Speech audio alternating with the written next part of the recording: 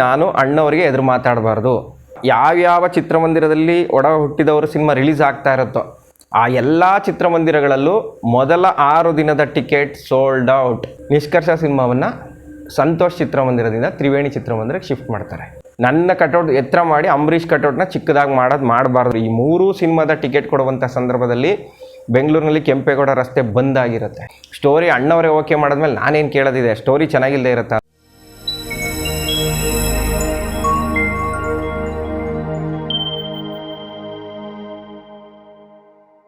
ಒಡ ಹುಟ್ಟಿದವರು ಸಿನಿಮಾ ಇದು 1994ರಲ್ಲಿ ರಿಲೀಸ್ ಆಗುತ್ತೆ. ಈ ಸಿನಿಮಾ ರಿಲೀಸ್ ಆಗೋದಕ್ಕೂ ಮುಂಚೆ ಹಲವು ಕಾರಣಗಳಿಂದ ಸುದ್ದಿನಲ್ಲಿರುತ್ತೆ. ಸಿನಿಮಾ ಮಾಡಬೇಕು ಅಂತ ಅಣ್ಣವ್ರು ಮನಸ್ಸು ಮಾಡಿರೋದಿಲ್ಲ. 93ರಲ್ಲಿ ಅವ್ರದ್ದು ಆಕಸ್ಮಿಕ ಸಿನಿಮಾ ಬರುತ್ತೆ. ಉದಯಶಂಕರ್ ಅವರು ಇನ್ನೂ ಬದುಕಿರ್ತಾರೆ. ಆ ಟೈಮ್ನಲ್ಲಿ ಒಡ ಹುಟ್ಟಿದವರು ಸಿನಿಮಾ ಮಾಡಬೇಕು ಅಂತ ಪ್ಲ್ಯಾನ್ ಆಗುತ್ತೆ. ಉದಯಶಂಕರ್ ಅವರು ಸಂಭಾಷಣೆ, ಸಾಹಿತ್ಯ ಎಲ್ಲವನ್ನು ಬರೆದು ಮುಗಿಸ್ತಾರೆ. ಇನ್ನೇನು ಶೂಟಿಂಗ್ ಶುರು ಆಗಬೇಕು. ಆ ಟೈಮ್ನಲ್ಲಿ ಉದಯಶಂಕರ್ ಅವರು ತೀರ್ಕೊಂಡ್ಬಿಡ್ತಾರೆ. ಉದಯಶಂಕರ್ ಅವರು ತೀರ್ಕೊಂಡ್ಮೇಲೆ ಅಣ್ಣವರಿಗೆ ಸಿನಿಮಾ ಮಾಡೋ ಮನಸ್ಸೇ ಬರೋದಿಲ್ಲ. ಉದಯಶಂಕರ್ ಇಲ್ಲದೆ ಸಿನಿಮಾ ಮಾಡೋದಕ್ಕೆ ಮನಸ್ಸಿಲ್ಲ, ಬೇಡ ಅಂತ ಹೇಳ್ಬಿಡ್ತಾರಂತೆ. ಆಗ ಪಾರ್ವತಮ್ಮ ಮತ್ತು ವರದಪ್ಪನವರು ಇದು ಉದಯಶಂಕರ್ ಅವರು ಎಲ್ಲ ರೆಡಿ ಮಾಡಿಕೊಟ್ಟಿದ್ದಾರೆ. ಸ್ಕ್ರಿಪ್ಟು, ಚಿತ್ರಕಥೆ, ಸಂಭಾಷಣೆ, ಹಾಡುಗಳೆಲ್ಲ ಬರೆದುಬಿಟ್ಟಿದ್ದಾರೆ. ನಾವು ಅವ್ರಿಗೆ ಗೌರವ ಕೊಡಬೇಕಂದ್ರೆ ಇದೊಂದು ಸಿನಿಮಾ ಮಾಡಿಬಿಡಿ ನೀವು ಅಂತೇಳಿ ಅಣ್ಣವ್ರು ಮನವೊಲಿಸ್ತಾರೆ. ಒಡ ಹುಟ್ಟಿದವರು ಸಿನಿಮಾದ ಶೂಟಿಂಗ್ ಶುರುವಾಗುತ್ತೆ. ಆ ಸಿನಿಮಾ ರಿಲೀಸ್ಗೂ ಮುಂಚೆ ಕ್ರೇಜ್ ಕ್ರಿಯೇಟ್ ಮಾಡೋದಕ್ಕೆ ಪ್ರಮುಖ ಕಾರಣ ಎಲ್ಲರಿಗೂ ಗೊತ್ತೇ ಇದೆ. ಅದರಲ್ಲಿ ಅಂಬರೀಷ್ ಮತ್ತು ಅಣ್ಣವರು ಒಟ್ಟಾಗಿ ಅಭಿನಯವನ್ನು ಮಾಡ್ತಿರ್ತಾರೆ. ಈ ಕಾರಣದಿಂದನೇ ಆ ಸಿನಿಮಾದ ಬಗ್ಗೆ ಎಲ್ಲಿಲ್ಲದ ನಿರೀಕ್ಷೆ, ಅಭಿಮಾನಿಗಳಿಗೆ ಆ ಸಿನಿಮಾವನ್ನು ನೋಡಬೇಕು ಅನ್ನೋ ಕಾತರ. ಮತ್ತು ಆ ಸಿನಿಮಾದಲ್ಲಿ ವಜ್ರಮುನಿ, ಬಾಲಕೃಷ್ಣ, ಸುಧೀರ್ ಈ ರೀತಿ ಘಟಾನುಘಟಿ ನಟರು ಆ ಸಿನಿಮಾದಲ್ಲಿ ಆ್ಯಕ್ಟ್ ಮಾಡ್ತಿರ್ತಾರೆ. ಆಗ ಒಂದು ಸುದ್ದಿ ಆಗ್ತಿತ್ತಂತೆ ಪೇಪರ್ನಲ್ಲಿ, ಇದು ಬಂಗಾರದ ಮನುಷ್ಯ ರೀತಿಯಲ್ಲೇ ಇದೆ ಸಿನಿಮಾ, ಸಂಪೂರ್ಣ ಗ್ರಾಮೀಣ ಸೊಗಡಿನ ಸಿನಿಮಾ, ಬಂಗಾರದ ಮನುಷ್ಯ ರೀತಿಯಲ್ಲೇ ಬರ್ತಾ ಇದೆ ಅಂತೆಲ್ಲ ಸುದ್ದಿಗಳು. ಇದೆಲ್ಲ ಕೇಳಿ ಅಭಿಮಾನಿಗಳಿಗೆ ಆ ಸಿನಿಮಾವನ್ನು ಯಾವಾಗ ಕಣ್ತುಂಬ್ಕೋತೀವೋ ಅನ್ನೋ ಒಂದು ಕಾತರ ಹೆಚ್ಚಾಗ್ತಾನೆ ಹೋಗುತ್ತೆ. ಸಿನಿಮಾದಲ್ಲಿ ಅಂಬರೀಷ್ ಅವರು ಆ್ಯಕ್ಟ್ ಮಾಡೋದಕ್ಕೆ ಒಂದೇ ಒಂದು ಕಂಡೀಷನ್ ಹೇಳ್ತಾರಂತೆ. ಅಂಬರೀಷ್ ಅವರಿಗೆ ಆ ಸಿನಿಮಾದ ಕಥೆಯನ್ನು ಹೇಳಬೇಕು ಅಂತೇಳಿ ಅಣ್ಣವ್ರ ಮನೆಗೆ ಕರೆಸ್ತಾರೆ. ಅಣ್ಣವ್ರ ಮನೆಗೆ ಹೋದಾಗಲಿ ವರದಪ್ಪನವರು, ಪಾರ್ವತಮ್ಮನವರು, ದೊರೆ ಭಗವಾನು ಎಲ್ಲರೂ ಒಟ್ಟಿಗೆ ಕೂತಿರ್ತಾರೆ. ಅಂಬರೀಷ್ಗೆ ಕತೆ ಹೇಳಪ್ಪ ಅಂತ ದೊರೆ ಭಗವಾನ್ ಹೇಳ್ತಾರಂತೆ. ಅಯ್ಯೋ ಸ್ವಲ್ಪ ತಡೀರಿ ನೀವು, ಒಂದೇ ಒಂದು ಮಾತು ನಂದು, ನನಗೆ ಯಾವ ಕಥೆನೂ ಬೇಡ, ಏನು ಬೇಡ, ಅಣ್ಣವರೇ ಓಕೆ ಮಾಡಿದ್ಮೇಲೆ ನಾನೇನು ಕೇಳೋದಿದೆ, ಕತೆ ಚೆನ್ನಾಗೇ ಇರುತ್ತೆ, ನಂದು ಒಂದೇ ಒಂದು ಕಂಡೀಷನ್ ಇದೆ, ಈ ಸಿನಿಮಾದಲ್ಲಿ ಆ್ಯಕ್ಟ್ ಮಾಡಬೇಕು ಅಂದರೆ ಅದೊಂದು ನೀವು ನೆರವೇರಿಸಬೇಕು ಅಂತ ಹೇಳ್ತಾರಂತೆ. ಏನದು ಅಂತ ಹೇಳಿದಾಗ, ಈ ಸಿನಿಮಾದಲ್ಲಿ ನಾನು ಅಣ್ಣವರಿಗೆ ಎದುರು ಮಾತಾಡಬಾರ್ದು, ಅಣ್ಣವರಿಗೆ ಏನಾದರೂ ಬೈಯುವಂಥ ದೃಶ್ಯ ಇರಬಾರ್ದು, ಅದೇ ರೀತಿ ಅಣ್ಣವರು ನನಗೆ ಹೊಡೆಯುವಂಥ ದೃಶ್ಯ ಇರಬಾರ್ದು, ಇದೊಂದೇ ನನ್ನ ಕಂಡೀಷನ್ನು. ಇದು ಬಿಟ್ಟು ನೀವು ಬಚ್ಚಲು ಮನೆ ತೊಳೆಯುವಂತಹ ಸೀನ್ ಕೊಟ್ಟರು ನಾನು ಮಾಡ್ತೀನಿ, ಇದೊಂದೇ ನನ್ನ ಕಂಡೀಷನ್ನು ಅಂದ ತಕ್ಷಣ ಅಣ್ಣವರು ಮತ್ತು ದೊರೆ ಭಗವಾನೆಲ್ಲ ನಗಾಡ್ತಾರಂತೆ. ಆಯ್ತಪ್ಪ ಅದೇ ರೀತಿ ಮಾಡ್ತೀವಿ, ಏನು ತಲೆ ಕೆಡಿಸ್ಕೋಬೇಡ, ಸ್ಟೋರಿ ಹೇಳಲ್ಲ ಅಂದಾಗ, ಅಯ್ಯೋ ನನಗೆ ಯಾವ ಸ್ಟೋರಿನೂ ಬೇಡ, ಏನು ಬೇಡ, ಇದೊಂದು ಕಂಡೀಷನ್ ಓಕೆ ಆದರೆ ಸಾಕು, ಸ್ಟೋರಿ ಅಣ್ಣವರೇ ಓಕೆ ಮಾಡಿದ್ಮೇಲೆ ನಾನೇನು ಕೇಳೋದಿದೆ, ಸ್ಟೋರಿ ಚೆನ್ನಾಗಿಲ್ಲದೆ ಇರುತ್ತೆ ಅಂದ್ಬಿಟ್ಟು ಅಂಬರೀಷ್ ಅವರು ದೊರೆ ಭಗವಾನ್ ಅವ್ರಿಗೆ ಹೇಳ್ತಾರಂತೆ. ಇದೇ ರೀತಿ ಅಣ್ಣವರು ಕೂಡ ಒಂದು ಕಂಡೀಷನ್ ಆಗ್ತಾರಂತೆ. ಯಾವಾಗ ಈ ಸಿನಿಮಾದಲ್ಲಿ ಅವರ ತಮ್ಮನ ಪಾತ್ರದಲ್ಲಿ ಅಂಬರೀಷ್ ಅವರು ಮಾಡ್ತಾ ಇದ್ದಾರೆ ಅಂತ ಗೊತ್ತಾದಾಗ ಅಣ್ಣವರು ಪಾರ್ವತಮ್ಮನವರಿಗೆ ಮತ್ತು ದೊರೆ ಭಗವಾನ್ ಅವರಿಗೆ, ವರದಪ್ಪನವ್ರಿಗೆ ಒಂದು ಮಾತು ಹೇಳ್ತಾರಂತೆ. ನೋಡಿ, ಅಂಬರೀಷು ಕೂಡ ದೊಡ್ಡ ನಟ, ಅವ್ರ ಜೊತೆ ನಾನು ಆ್ಯಕ್ಟ್ ಮಾಡ್ತಾ ಇದ್ದೀನಿ. ಸಿನಿಮಾದ ಜಾಹೀರಾತನ್ನು ನೀವು ಪತ್ರಿಕೆಯಲ್ಲಿ ಕೊಡ್ತೀರಲ್ಲ, ನನ್ನ ಫೋಟೋನ ದೊಡ್ಡದಾಗಿ ಮಾಡಿ ಅಂಬರೀಷ್ ಫೋಟೋನ ಚಿಕ್ಕದಾಗಿ ಮಾಡಬಾರ್ದು. ಅದೇ ರೀತಿ ಕಟೌಟ್ ಕೂಡ ನನ್ನ ಕಟೌಟ್ ಎತ್ತರ ಮಾಡಿ ಅಂಬರೀಷ್ ಕಟೌಟ್ನ ಚಿಕ್ಕದಾಗಿ ಮಾಡಬಾರ್ದು. ಬೇಕಾದ್ರೆ ನನಗಿಂತ ಅಂಬರೀಷ್ ಕಟೌಟೇ ಎತ್ತರದಲ್ಲಿದ್ದರೂ ಓಕೆ, ಇದು ನನ್ನ ಕಂಡೀಷನ್ ಅಂದಾಗ ದೊರೆ ಭಗವಾನವ್ರು ಆಯಿತು ಅಂತ ಒಪ್ಕೊಂಡು ರೀತಿ ಅಣ್ಣವರು ಮತ್ತು ಅಂಬರೀಷ್ ಅವರು ಒಂದೊಂದು ಕಂಡೀಷನ್ ಹಾಕಿನೇ ಈ ಸಿನಿಮಾವನ್ನು ಶುರು ಮಾಡ್ತಾರೆ. ಮತ್ತು ಆ ಸಿನಿಮಾ ರಿಲೀಸ್ ಆಗುವಂತಹ ಸಂದರ್ಭದಲ್ಲಿ ಯಾವ ರೀತಿ ಕ್ರೇಜ್ ಕ್ರಿಯೇಟ್ ಮಾಡ್ತು ಅಂದರೆ, ಅದರ ಹಿಂದಿನ 2 ಸಿನಿಮಾಗಳು ಸೂಪರ್ ಡೂಪರ್ ಹಿಟ್ಟು, ಜೀವನ ಚೈತ್ರ ಮತ್ತು ಆಕಸ್ಮಿಕ. ಈ ಸಿನಿಮಾ ಅದನ್ನು ಮೀರಿಸಿದಂಥ ಕಲೆಕ್ಷನ್ ಅಂತಲೇ ಹೇಳ್ಬೋದು. ರಾಜ್ಯಾದ್ಯಂತ ಯಾವ್ಯಾವ ಚಿತ್ರಮಂದಿರದಲ್ಲಿ ಒಡ ಹುಟ್ಟಿದವರು ಸಿನಿಮಾ ರಿಲೀಸ್ ಆಗ್ತಾ ಇರುತ್ತೋ ಆ ಎಲ್ಲ ಚಿತ್ರಮಂದಿರಗಳಲ್ಲೂ ಮೊದಲ 6 ದಿನದ ಟಿಕೆಟ್ ಸೋಲ್ಡ್ ಔಟ್. ಅಲ್ಲಿವರೆಗೂ ಅಣ್ಣವ್ರ ಸಿನಿಮಾಗಳು ಬೆಂಗಳೂರು, ಮೈಸೂರು, ಹುಬ್ಬಳ್ಳಿ, ಧಾರವಾಡ, ದಾವಣಗೆರೆ ಈ ಥರ ಪ್ರಮುಖ ಜಿಲ್ಲಾ ಕೇಂದ್ರಗಳಲ್ಲಿ ಮಾತ್ರ ಒಂದೊಂದು ವಾರ ಟಿಕೆಟನ್ನು ಕೊಡ್ತಾಯಿದ್ರು. ಆದರೆ ಒಡ ಹುಟ್ಟಿದವರು ಸಿನಿಮಾ ಎಲ್ಲೆಲ್ಲಿ ರಿಲೀಸ್ ಆಗುತ್ತೋ ಆ ಎಲ್ಲ ಚಿತ್ರಮಂದಿರಗಳಲ್ಲೂ 6 ದಿನದ ಟಿಕೆಟ್ ಸೋಲ್ಡ್ ಔಟ್. ಇದು ಆ ಕಾಲದಲ್ಲಿ ಬಹುದೊಡ್ಡ ಪ್ರಚಂಡ ದಾಖಲೆ ಅಂತ ಹೇಳ್ಬೋದು. ಇದ್ರ ಬಗ್ಗೆ ಪತ್ರಿಕೆಯಲ್ಲಿ ಜಾಹೀರಾತು ಕೂಡ ಬಂದಿದೆ ನೋಡಿ. 94ರ ಹಿಟ್ ಚಿತ್ರ, 94ರ ಅತ್ಯಂತ ಯಶಸ್ವಿ ಚಿತ್ರ ಯಾವುದು, 94 ಕಳೆಯಲು ಇನ್ನೂ 9 ತಿಂಗಳು ಬಾಕಿ ಇದೆ.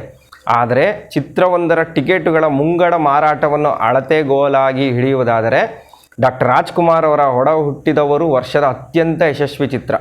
ಚಿತ್ರವು ಬಿಡುಗಡೆ ಆಗುವ ಮುಂಚೆಯೇ ರಾಜ್ಯಾದ್ಯಂತ ಎಲ್ಲ ಊರುಗಳ ಬಹುಪಾಲು ಚಿತ್ರಮಂದಿರಗಳಲ್ಲಿ ಮೊದಲ 6 ದಿನಗಳ ಟಿಕೆಟುಗಳು ಮುಂಗಡವಾಗಿ ಮಾರಾಟವಾಗಿ ಕನ್ನಡ ಚಿತ್ರರಂಗದ 60 ವರ್ಷಗಳ ಚರಿತ್ರೆಯಲ್ಲೇ ಹೊಸ ದಾಖಲೆಯನ್ನು ಸ್ಥಾಪಿಸಿದೆ ಅಂತೇಳಿ ಪತ್ರಿಕೆಗಳಲ್ಲಿ ಬಂದಿರುವಂತಹ ಜಾಹೀರಾತು.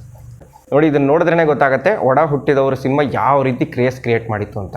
60 ವರ್ಷದ ಚಿತ್ರರಂಗದ ಇತಿಹಾಸದಲ್ಲೇ ರಾಜ್ಯದ ಎಲ್ಲ ಚಿತ್ರಮಂದಿರಗಳಲ್ಲಿ ಎಲ್ಲೆಲ್ಲಿ ರಿಲೀಸ್ ಆಗ್ತಾ ಇದೆಯೋ ಆ ಎಲ್ಲ ಚಿತ್ರಮಂದಿರಗಳಲ್ಲೂ 6 ದಿನದ ಟಿಕೆಟ್ ಕೊಟ್ಟಿದ್ರು. ಅಂದರೆ ನೀವು ಜನಗಳ ಒತ್ತಡ ಹೇಗಿತ್ತು ಅನ್ನೋದನ್ನು ಸ್ವಲ್ಪ ನೀವೇ ಅದನ್ನು ಊಹೆ ಮಾಡ್ಕೊಳ್ಳಿ.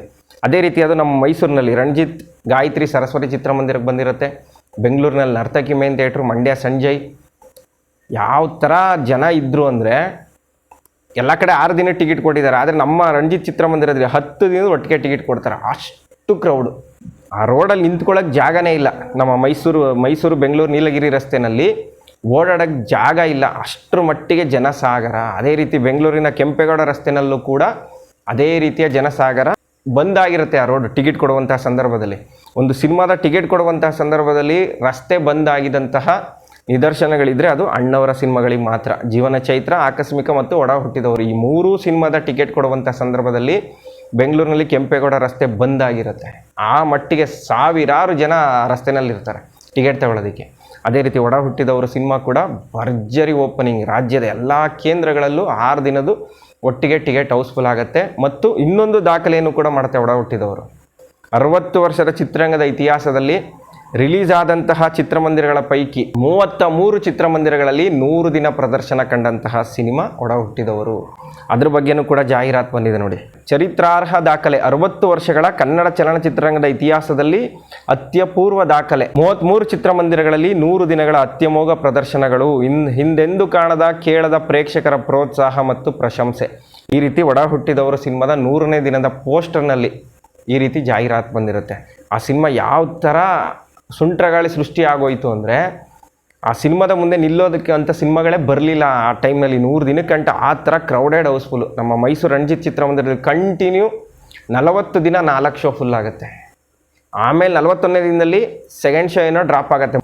ಆ ಥರ ಕ್ರೌಡೆಡ್ ಹೌಸ್ಫುಲ್ಲು. ಒಟ್ಟಿಗೆ 10 ದಿನ ಟಿಕೆಟ್ ಕೊಟ್ಟಿರ್ತಾರೆ, ಮತ್ತೆ 2ನೇ ದಿನದ ಇನ್ನೊಂದು 3 ದಿನದ ಒಟ್ಟಿಗೆ ಟಿಕೆಟ್ ಕೊಡೋದು, ಮತ್ತೆ 4 ದಿನ ಟಿಕೆಟ್ ಕೊಡೋದು, ಈ ರೀತಿ ಒಟ್ಟಿಗೆ ಹೌಸ್ಫುಲ್ ಆಗಿಬಿಡುತ್ತೆ. ಮತ್ತು ಆ ಸಿನಿಮಾ ನಮ್ಮ ರಣಜಿತ್ ಚಿತ್ರಮಂದಿರಕ್ಕೆ ಬರುವಂತಹ ಸಂದರ್ಭದಲ್ಲಿ ಅದರ ಹಿಂದಿನ ವಾರ ವಿಷ್ಣುವರ್ಧನ್ ಅವರ ಟೈಮ್ ಬಾಂಬ್ ಸಿನಿಮಾ ನಡೀತಾ ಇರುತ್ತೆ ರಣಜಿತ್ ಚಿತ್ರಮಂದಿರದಲ್ಲಿ. ಆ ಟೈಮ್ನಲ್ಲಿ ಒಡ ಹುಟ್ಟಿದವರು ಸಿನಿಮಾ ರಿಲೀಸ್ ಆಗುವಂಥದ್ದು. ಎಲ್ಲಿ ಫ್ಯಾನ್ಸ್ ಗಲಾಟೆ ಆಗ್ಬಿಡತ್ತು ಅಂತೇಳಿ ನಮ್ಮ ರಣಜಿತ್ ಚಿತ್ರಮಂದಿರದಲ್ಲಿ ಪೊಲೀಸ್ ಸರ್ಪಗಾವಲು. ಸಿನಿಮಾ ಬರೋದು ಗುರುವಾರ, ಒಡ ಹುಟ್ಟಿದವರು ಇದು ಮಂಗಳವಾರನೇ ಟಿಕೆಟ್ ಕೊಡ್ತಾ ಇದ್ದಾರೆ. ಆ ಟಿಕೆಟ್ ಕೊಡುವಾಗ ಎಷ್ಟು ಜನ ಪೊಲೀಸ್ನವ್ರು ಇದ್ದರು ಅಂದರೆ ಎಲ್ಲಿ ಗಲಾಟೆ ಆಗ್ಬಿಡುತ್ತೋ ಅನ್ನೋ ಒಂದು ಭಯಕ್ಕೆ ಹೆಚ್ಚಿನ ಪೊಲೀಸ್ ಪ್ರೊಟೆಕ್ಷನನ್ನು ತಗೊಂಡು ಟಿಕೆಟನ್ನು ಇಶ್ಯೂ ಮಾಡ್ತಾರೆ. ಅದೇ ರೀತಿ ಬೆಂಗಳೂರು ನರ್ತಕಿ ಚಿತ್ರಮಂದಿರದಲ್ಲೂ ಇದೇ ರೀತಿಯ ಪರಿಸ್ಥಿತಿ. ಬೆಂಗಳೂರು ನರ್ತಕಿಗೆ ಒಡ ಹುಟ್ಟಿದವರು ಸಿನಿಮಾ ಬರ್ತಾ ಇರುತ್ತೆ.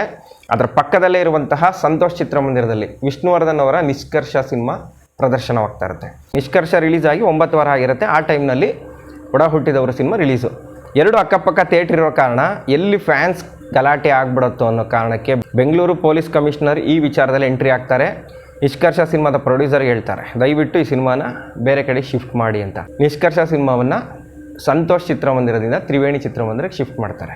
ಈ ರೀತಿ ಅಣ್ಣವ್ರ ಸಿನಿಮಾ ಬರ್ತಾ ಇದೆ ಅಂದರೆ ಪೊಲೀಸ್ ಇಲಾಖೆನೂ ಅಲರ್ಟ್ ಆಗ್ತಾ ಇತ್ತು, ಚಿತ್ರರಂಗನೂ ಕೂಡ ಅಲರ್ಟ್ ಆಗ್ಬಿಡೋದು. ಈ ಒಡ ಹುಟ್ಟಿದವರು 1994ರಲ್ಲಿ ಬಿಗ್ಗೆಸ್ಟ್ ಬ್ಲಾಕ್ ಬಸ್ಟರ್ ಹಿಟ್ ಅಂತ ಅನಿಸ್ಕೊಳ್ಳುತ್ತೆ.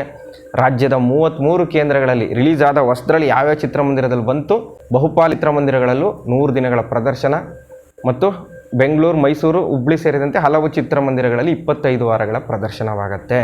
ಅಂಬರೀಷ್ ಮತ್ತು ಅಣ್ಣವರು ಒಟ್ಟಾಗಿ ಅಭಿನಯ ಮಾಡಿದಂತಹ ಒಂದು ಸಿನಿಮಾ ಕನ್ನಡ ಚಿತ್ರರಂಗದಲ್ಲಿ ಬಹುದೊಡ್ಡ ದಾಖಲೆಯನ್ನು ಮಾಡುತ್ತೆ.